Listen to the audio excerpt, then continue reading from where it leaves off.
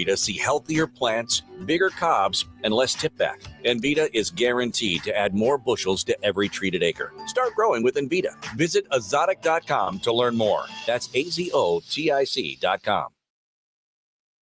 News time, 7 minutes after 7 o'clock here on this Monday.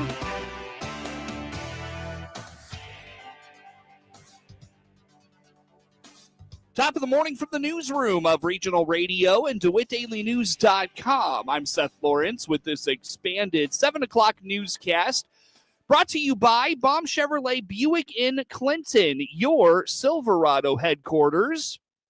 Here's what we have coming up for you in news on this Monday. The DeWitt County Genealogical Society is taking up an initiative to restore local veteran gravestones. Details on that effort comes up in in news, on this Monday.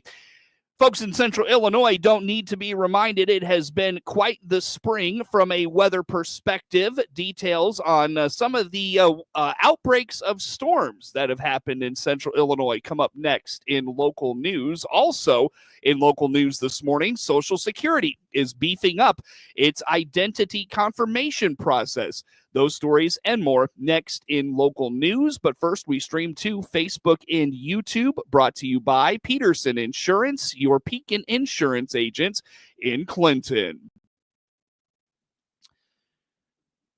The DeWitt County Genealogical Society is honoring the community by restoring its gravestones. Terry Lemmel with the DeWitt County Genealogical Society explains Woodlawn Cemetery has many graves of Civil War soldiers, but over many years, some are missing, others are in need of restoration. Anyone who lives in Clinton is surely familiar with Woodlawn Cemetery and how huge it is. The entire cemetery began with the burial of one soldier in 1861 from the Civil War, and his father owned that property, and he was buried up on the hill. And a few months later, 5 more men from Clinton were killed at the Battle of Fort Donelson. They were buried next to him, and it just extrapolated from there. But today, there is still, in that one area called the Soldier's Plot, in the old section of the cemetery, there are 80 Civil War veterans buried there. And of course, those tombstones are 150 years old or more, so they need help. A lot of them are crooked, and the ground tries to swallow up stones. A couple of them are completely missing.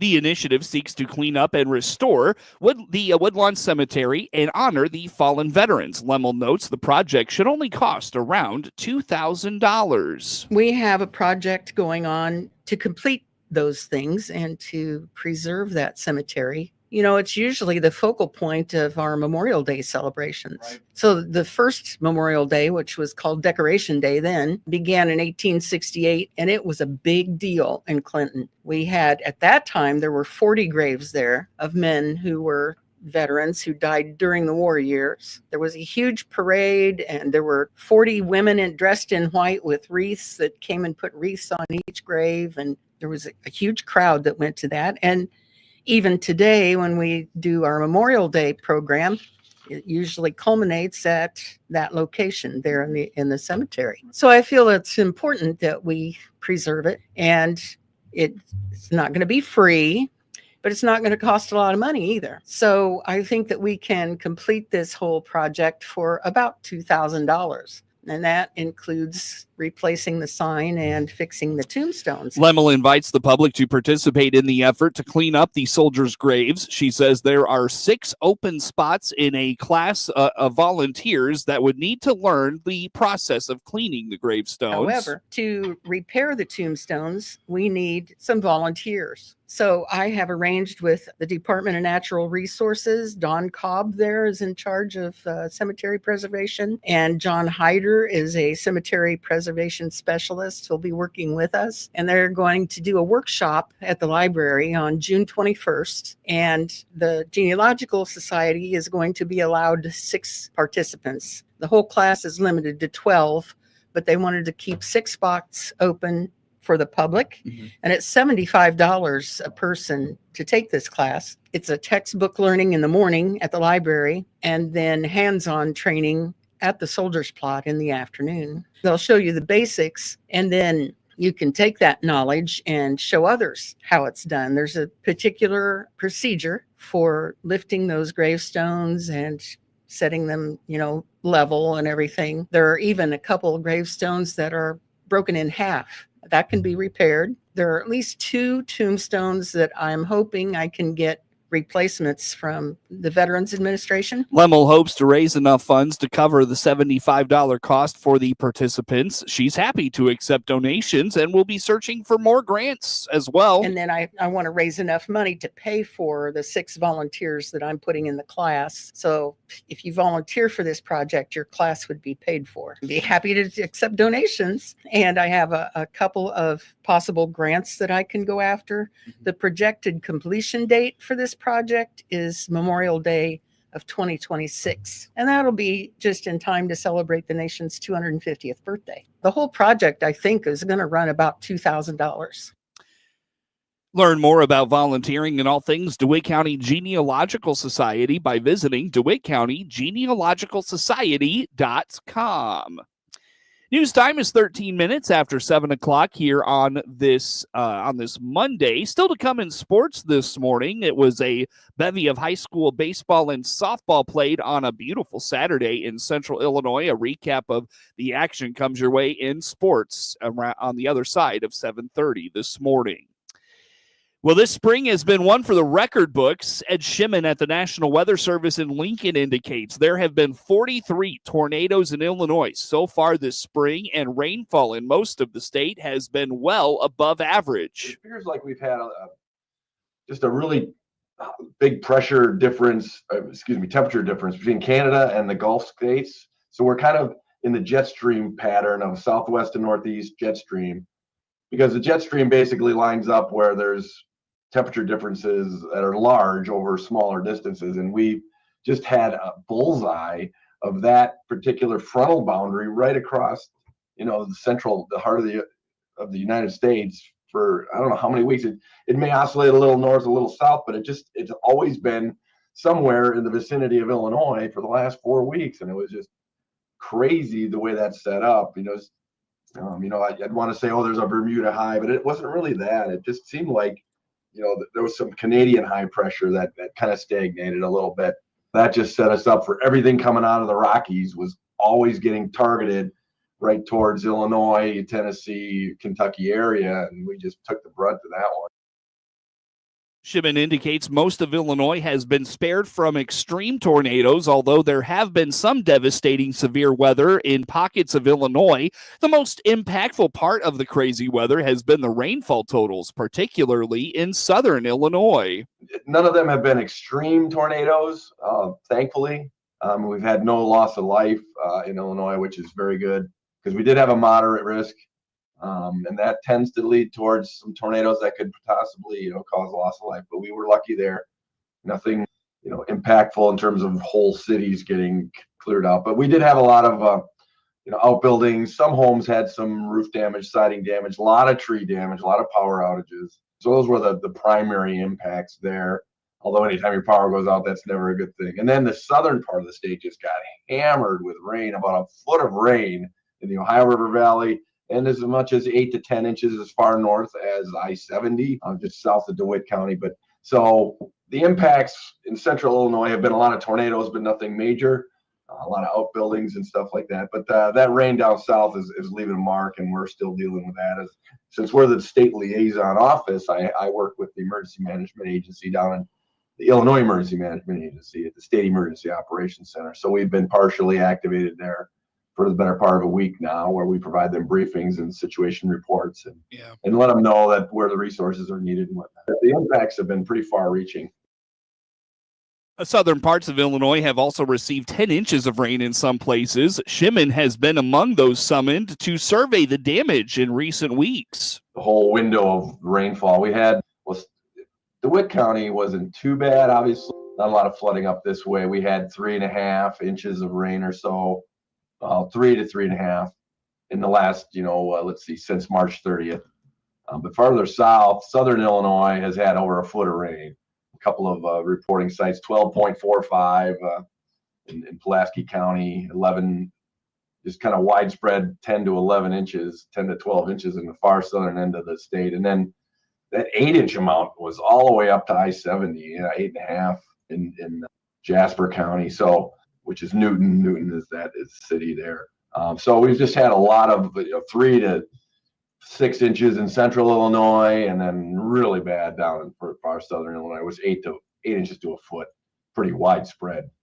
According to Shimon, most of Illinois is out of the early windows of drought. However, he points out there are some areas in northern Illinois still dealing with moderate drought conditions. Social Security is strengthening the process to prove identity related to direct deposit information, and the new procedures will be effective today. This applies to some individuals applying for monthly benefits and, those who are already receiving benefits if they need to change their direct deposit information. Jack Myers with Social Security says the easiest and most secure way is online with a personal My Social Security account. Seth, this is an important topic that I want to make sure listeners hear and understand, because we have been getting a lot of phone calls about this. I think there are a lot of misconceptions out there. People think that a lot of people, everybody, are going to have to come in and prove their identity to continue getting their Social Security. And the reality is that that's simply not true. It is not true that everybody has to come into a Social Security office to prove their identity. So what is happening is Social Security is strengthening the process to prove identity related to direct deposit information. This is going to apply to individuals who need to provide initial direct deposit information when applying for monthly benefits, and to people who are already receiving benefits if they need to change their direct deposit information. However, there are some misconceptions that everybody who receives Social Security or SSI must prove their identity. Meyer stresses this is not true. If applying for benefits or changing direct deposit information for existing benefits, the secure and most convenient way to prove identity is, again, using a personal My Social Security account through the Social Security online services. But there are some exceptions when it comes to filing for initial benefits. So basically, certain types of applications are still going to be able to be done over the phone and will not require a person to come into a Social Security office. Those are going to be Social Security disability applications, SSI applications, Medicare only applications. So those folks will still be able to apply over the phone if they want and won't have to come in and verify identity. The people who are going to have to come in and verify identity are going to be the people who are filing for retirement benefits, spousal benefits, surviving spousal benefits, children's Social Security benefits, or those who need to change direct deposit. Now, an exception to coming into the office in those circumstances will be anybody who can do those things through their My Social Security account. Those applying for retirement, survivor, or auxiliary spouse or child benefits must visit a Social Security office to prove their identity. Myers points out changing direct deposit information for any type of benefit must prove the identity in a Social Security office, and receive payment by paper check must visit a Social Security office before changing their mailing address. Now, a few of those things that I mentioned, you can't do online. So if you're on SSI, you can't do it change of direct deposit through your My Social Security account. If you're applying for a survivor benefit, you can't do that through your My Social Security account. So there are some circumstances there where people will have to come in, but we can talk you through that. You can still file your application over the phone. We'll have some procedures in place for you to come in and verify identity. These changes go into effect on April 14th. We have a ton of information on our website. So if you go to ssa.gov, when you get there at the very top, there's a link that says what to know about proving your identity. And there are a lot of frequently asked questions. I would encourage you to check that out, take a look at it. I've gotten a lot of calls over the past couple of weeks from people who are pretty concerned about this. And I do just want to make sure that everybody understands this is not something where every person is going to have to come into Social Security to prove their identity in order to continue receiving their payment. Again, there are some misconceptions out there that that is what's going on, and it's simply not the case. For more information about proving your identity, visit ssa.gov and look for the link What to Know About Proving Your Identity there. News time is 22 minutes after 7 o'clock here on this Monday morning. Coverage of news brought to you by Baum Chevrolet Buick in Clinton, your Silverado headquarters, and brought to you by Connexus, offering fiber internet in Clinton. Check out their icon at DeWittDailyNews.com for more. We've got more to come here on the morning show. Spring is in the air, so it's time to choose your new Silverado. This is Scott Baum from Baum Chevrolet Buick in Clinton. We have a good selection of new Silverados with springtime savings and special finance rates. Choose from regular cabs, double cabs, or crew cabs in gas or diesel. We're also allowing extra money for your trade on all new Silverados this month. Silverado, together let's drive. See all our inventory at BaumChevyBuick.com right from the start. Experience the power of better connection with Connexus Fiber Internet. Connexus delivers ultra-fast, reliable speeds to keep you connected at the speed of life. Whether you're working from home, streaming your favorite shows, or gaming with your friends, Connexus has you covered. Say goodbye to buffering and dropped calls and say hello to fiber fast internet. Ready to upgrade your connection? Sign up today by clicking the Connexus icon at DeWittDailyNews.com. Nothing connects us like Connexus. News time is 23 minutes after 7 o'clock here on this Monday morning. Again, I'm Seth Lawrence with you folks today for this expanded local newscast. The Ag Education line item getting attention at last week's Ag Legislative Day in Springfield was a key talking point for Illinois FFA President Trenton Payne.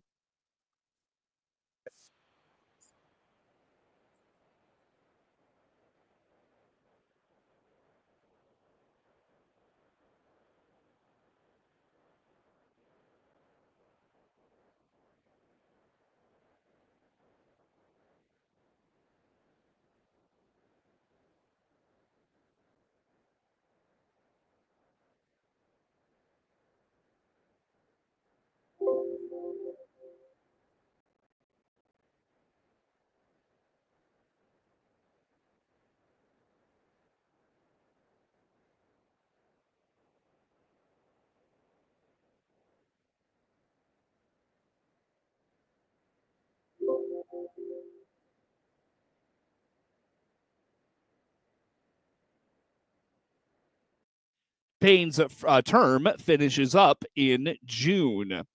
April is Financial Literacy Month, and the state's top investor leader wants to improve financial literacy across the state. From 401ks to 529s to IRAs, investments can be challenging to understand. That's why Illinois Treasurer Mike Frericks organized free financial literacy resources for all ages through the FinWell Hub.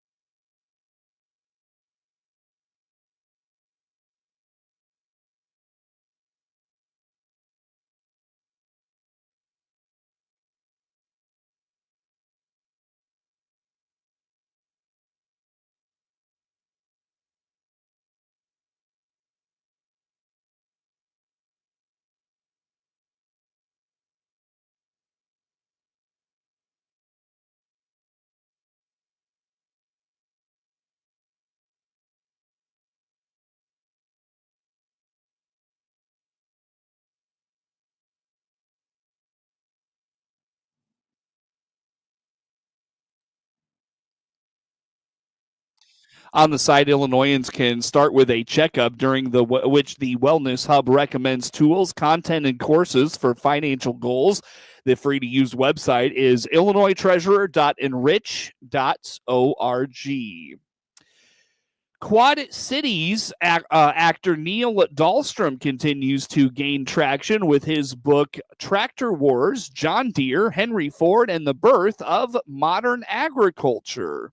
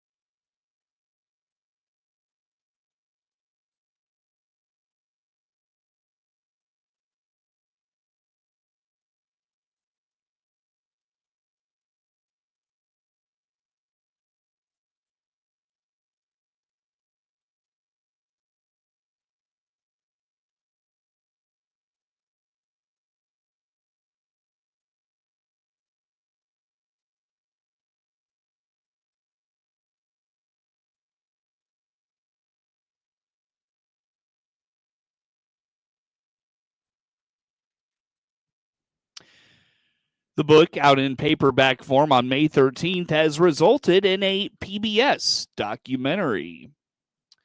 News time is 27 minutes after 7 o'clock on this Monday. Time now for a look at this morning's obituaries. 90-year-old Martha Jean Flannery of Urbana passed away at Carle Hospital in Urbana. Visitation will be held from 11 a.m. to 12:30 p.m. Saturday at the Calvert Belangi Bruce Funeral Home in Farmer City. Memorial donations can be made to the Illinois Audubon Society in Springfield. 85-year-old Maria Carmen Lara Flores of Normal passed away April 9th at Carl Broman Medical Center in Normal. A massive Christian burial for 85-year-old Maria Carmen Lara Flores will be at 11 a.m. today at St. Mary's Catholic Church in Bloomington with Father Adam Stimpson celebrants. Burial will follow at Randolph Township Cemetery in Hayworth. The visitation will be from 10 to 11 this morning at the church. Calvert Funeral Homes of Clinton is in charge of arrangements. Online condolences can be made at calvertmemorial.com. News time is 29 minutes after 7 o'clock here on this Monday. Coverage of news brought to you by Baum Chevrolet Buick in Clinton, your Silverado headquarters. Also brought to you by Connexus Fiber Internet in Clinton. Click their icon at DeWittDailyNews.com. For more, we stream to Facebook and YouTube. Brought to you by Peterson Insurance, your Pekin insurance agent in Clinton. Coming up in local sports here on the other side of 7:30 on this Monday, high school baseball and softball teams had a terrific day to play on Saturday. The scores from Saturday come your way next on in sports on WHOW. Also later this morning, we take a look at that RFD livestock report, that RFD ag weather forecast, and much more. That and more coming your way next on the morning show. Network News is now. With SRN News, I'm Rich Thomason in Washington. It happened as people were gathered to observe Palm Sunday, Russian missiles striking the Ukrainian city of Sumy, killing at least 34 people. The ongoing Russian aggression comes as the U.S. tries to broker an end to the war in Ukraine. Talks between Iran and the U.S. over Tehran's rapidly expanding nuclear program may be ready to leave the Middle East. An unnamed Italian source says the next round will be taking place in Rome. Questions about security surrounding the Pennsylvania governor's mansion in Harrisburg after an arsonist broke in over the weekend and started a fire. There were no injuries. 38-year-old suspect under arrest. Wall Street futures have so far been sharply higher this morning. President Trump is standing by his policy on tariffs. The Dow futures are up 466 points. NASDAQ futures ahead 349. This is SRN News. Share 55. With SRN Sports, I'm George Williams. In pro golf, a historic victory for Rory McIlroy at the Masters. He shot a closing round 73 and had to fight back against a backside double bogey and two bogeys, but he fended off a charge by Justin Rose, who had 10 birdies to go along with 4 bogeys and 4 pars. The two players finished tied at the end of 72 holes, played an extra playoff hole where Rory McIlroy sunk a 5-foot birdie putt for the win, making it his first major title in 11 years, only the 6th pro golfer since the Masters tournament began in the 30s to achieve a career Grand Slam, joining Tiger Woods, Jack Nicklaus, Gary Player, Ben Hogan, and Gene Sarazen. He covered his head, dropped to his knees, and sobbed as a result of the win. As for Rose, he achieved a more dubious distinction, becoming the second golfer since Ben Hogan to lose 2 playoffs in the tournament. This is SRN Sports. Lots of pro sports action yesterday, beginning with the NBA. Thunder over the Pelicans, 115-100. Thunder set a new NBA mark, defeating teams by an average of almost 13 points a game this season. Spurs over the Raptors, 125-118. Chris Paul set an individual record, playing all 82 games for 20 seasons, first NBA player to accomplish that feat. Kings over the Suns, Bulls winners as were the Clippers in overtime, Trailblazers, Kings, Hawks, Celtics, Knicks. In double overtime, the Pacers won their game over the Cavaliers by a point, Wizards over the Heat. In overtime, Bucks over the Pistons. The Nuggets, Grizzlies, and Timberwolves also won. Playoffs begin Tuesday. Baseball was the Cubs, Royals, Diamondbacks, Giants winners in 10 innings, Blue Jays over the Orioles. Rays, Marlins, Astros, Red Sox, Mariners, and Twins won their game. 4 shutout winners, Reds, Cardinals, Mets, and Padres. NHL, the winners were the Oilers, Flames, Avalanche, Lightning, Senators, Islanders, Bruins, Maple Leafs, and Blue Jackets. This is SRP. Time now for a look at sports. I'm Seth Lawrence with this report. High school baseball and softball action from the weekend, starting from Saturday in high school baseball action. Non-conference play in Clinton. DMAC took down the Maroons 16-4. Illini Prairie action in Monticello. IVC and the Sages split a twin bill. It was IVC 4-0 in Game 1. Monticello 6-5 in Game 2. Maroa Forsyth doubled up Bismarck Henning 6-3. Mount Pulaski down Decatur MacArthur 7-2. Lincoln took a twin bill from Prairie Central 3-2 in Game 1 and 5-0 in Game 2. Normal Community sweeps a twin bill with Rock Island 6-1 and 9-4. Elsewhere, Dunlap took down Normal West in a doubleheader 8-1 and 7-2.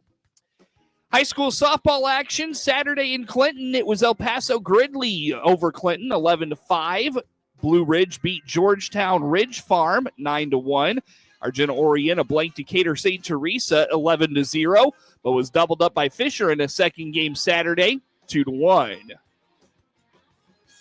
Illinois beat Indiana 15-1 in a run rule victory in 7 innings at Illinois Field on Sunday. Regan Hall improved to 4-2, tossing a complete game, the first of his career. The left-hander went 7 innings, allowing a run on 4 hits with a walk and a strikeout. Vitas Valenzuela had a huge day at the plate. He went 3 for 5 with 3 doubles, 7 RBIs. Kyle Shupman went 3 for 5 with 2 RBIs. 8 of the 9 Illinois starters tallied a hit in the game, with 5 putting together multi-hit performances. The 14-run margin of victory is the largest by Illinois over Indiana since a 15-run win over in April of 1951. Illinois was 8 of 19 with runners in scoring position. They claim a 3rd straight series in Big Ten play, winning 4-2 Friday but losing 12-3 Saturday. The Illini claimed a 3rd straight series in the Big Ten with the win.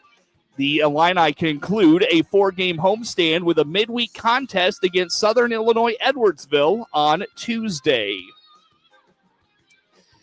Illinois State rolled to a 14-4 run rule win over Evansville in 8 innings at Duffy Bass Field on Sunday, leading 5-4 heading to the bottom of the 8th. Illinois State scored 9 runs to secure the series sweep. Judah Morris was 2 for 3 with a double and an RBI, while Luke Stolga went 2 for 5 with 2 RBIs. Josh Outlaw drove in 3. He was 2 for 5. Stolga extended his hitting streak to a team best 10 games this season, while Daniel Pasella has now reached base safely in 26 straight games. Illinois State returns to action next weekend when they begin a series against I-74 rival Bradley Friday to Sunday. In a game heard here on WHOW, former Sox left-hand prospect Garrett Crochet struck out 11 in 7 1/3 innings as the White Sox fell to the Red Sox 3-1, avoiding a series sweep. The White Sox brought their brooms to Wright Field on Sunday with a chance to sweep the Red Sox out of town, but a familiar face forced the Southsiders to put the brooms back in the closet.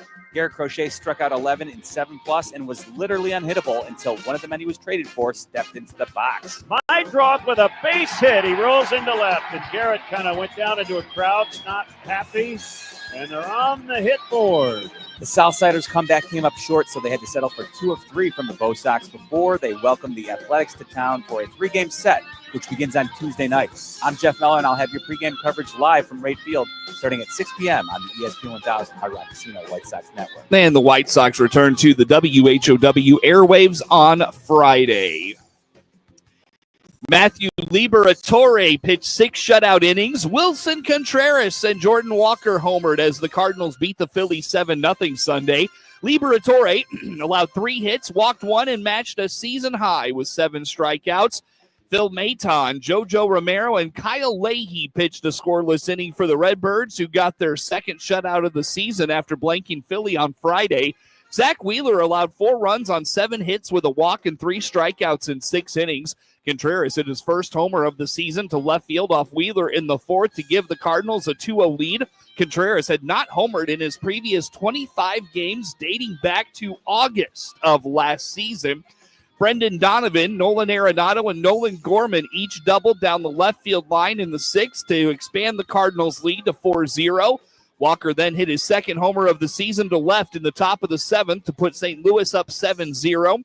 Philly had runners on 2nd and 3rd with 1 out in the top of the 2nd after Edmundo Sosa hit a 1-out single and advanced to 2nd on St. Louis's failed attempt to throw out JT Realmuto at 3rd. Liberatore struck out Brandon Marsh and induced a weak groundout from Johan Rojas to escape the jam. St. Louis won its first series against Philadelphia since June of 2017. The Cardinals had gone 0-9-3 in their last 12 series against Philadelphia. The Cardinals host Houston Monday when Sonny Gray opposes Framber Valdez to open a 3-game series. Kyle Larson led 411 of the 500 laps at Bristol in a victory that was both dominant and emotional. Larson, racing just days after the death of John Edwards, his former public relations representative, picked up his 2nd win of the season. It was his 31st Cup victory and 3rd at Bristol. Denny Hamlin finished 2nd in his 400th consecutive Cup start, falling 1 spot short in his bid for a 3rd consecutive win. The Joe Gibbs racer was gracious in defeat, noting Larson's victory coming after a somber week that also included the deaths of longtime motorsports journalist Al Pierce and championship truck owner Shigeki Hattori. Ty Gibbs was 3rd, followed by Chase Briscoe and Ryan Blaney, who led 48 laps but faded to 5th after pitting late and betting on catching a caution. The 235 laps were run under the green flag in a race with only 3 yellows, the fewest at Bristol since August of 1982. Larson's number 5 Chevrolet was one of several cars sporting a decal in memory of Edwards, the Hendrick Motorsports Director of Communications, whose death was confirmed in a Thursday statement from the team. The cause of death was not announced after a break for Easter. The Cup Series races Sunday, April 27th at Talladega, where Ricky Stenhouse Jr. and Tyler Reddick won last year. Talladega will follow the final week of the season for NASCAR's Premier Series, which will race on 28 consecutive weekends through the November 2nd season finale at Phoenix. Get sports anytime from your computer or mobile device at DeWittDailyNews.com.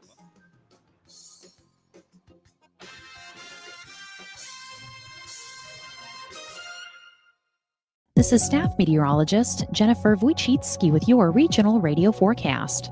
Slight chance of rain showers today. Other